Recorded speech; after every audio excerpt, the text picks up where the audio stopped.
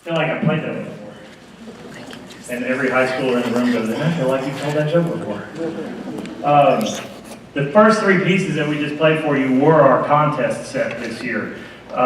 We've just had 2 junior high contests. I've been here for 8 years, and for 6 years, TAPS didn't have anything for junior high to do. And we finally got together all the band directors, orchestra directors, and choir directors here in the Tyler area and said, this is something that we want to do. And if TAPS isn't going to do it, we're going to do one on our own. And so they said, okay, you go do one on your own and let us know how it goes. And so last year, we had 3 orchestras and 3 bands get together and played a little festival at Brook Hill.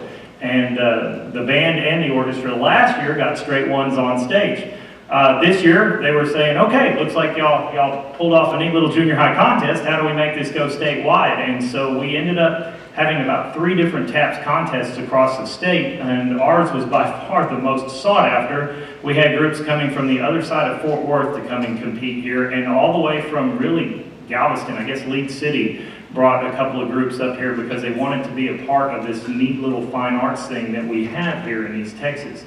There's no other way to explain why we have what we have other than the fact that we're just living under the blessing of God, and we want to continue to honor that blessing in everything that we do. We practice not so that we can win scholarships or so that we can win contests. We practice because it's a gift from God, and we are called to honor Him by investing in that gift. The Bible has the parable of the talents, and it really does apply to this. When they invest the talents that they're given, God blesses them and gives them more, which is evidenced in so many things that we have when the kids get to high school, and they can also be in orchestra and in choir. Right now they can also be in drumline. We have so many who are in orchestra, drumline, choir, draw for art, make ceramics. God blesses when you invest the talents. And we just want to thank God for that. We are under His blessing, and that is the only reason why we have anything near what we have here. And it's not just here. It's all of the private schools in Tyler are really blessed.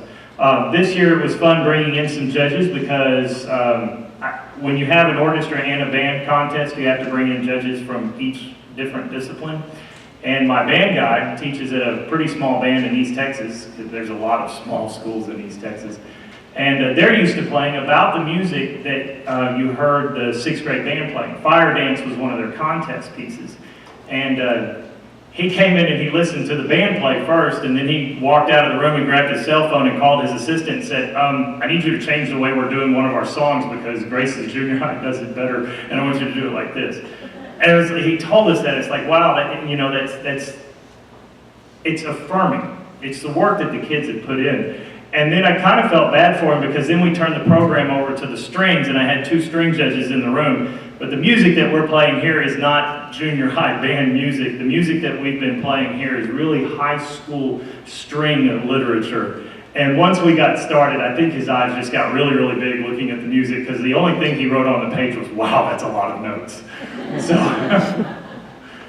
he gave us a one. This year we had, for the 2nd year in a row, perfect scores from both the band and the orchestra when they came to competition, and we're real excited about the continued of that.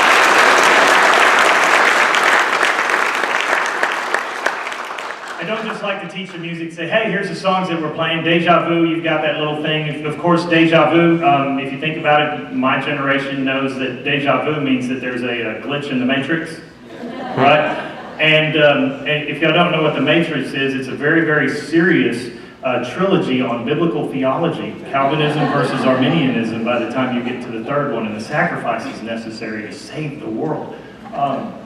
I'm not sure if that's what they were going for, but that's the way I saw it. The piece right before that, Jupiter, is a Gustav Holst piece. It's from a much larger part of the planets, and this is Jupiter, which is just 12 minutes long, and that's actually just the love theme in the middle of Jupiter. But the Presbyterians have made a hymn out of that, and I encourage you to go and listen to it. Michael and Alexander on YouTube. It will make you cry. It is absolutely gorgeous once you realize that that's not just a popular piece of music. It's a hymn that somebody said, I like this piece, and I'm going to give it back to God. So they wrote out lyrics for it and just use it in their hymnal. The last piece that we have here is Final Quest, and while it's just another technical teaching piece, when we got to the end of this in class, it's like, wow, you know what I hear in the last part of this?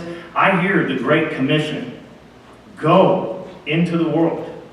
And that's just what we want to do. That's what we're always telling the kids to do. What are you going to do with this when you're done? Are you going to put it away? Is it going to collect dust? Are you going to take it to Uganda? We're going to Uganda next summer. Hope you can go.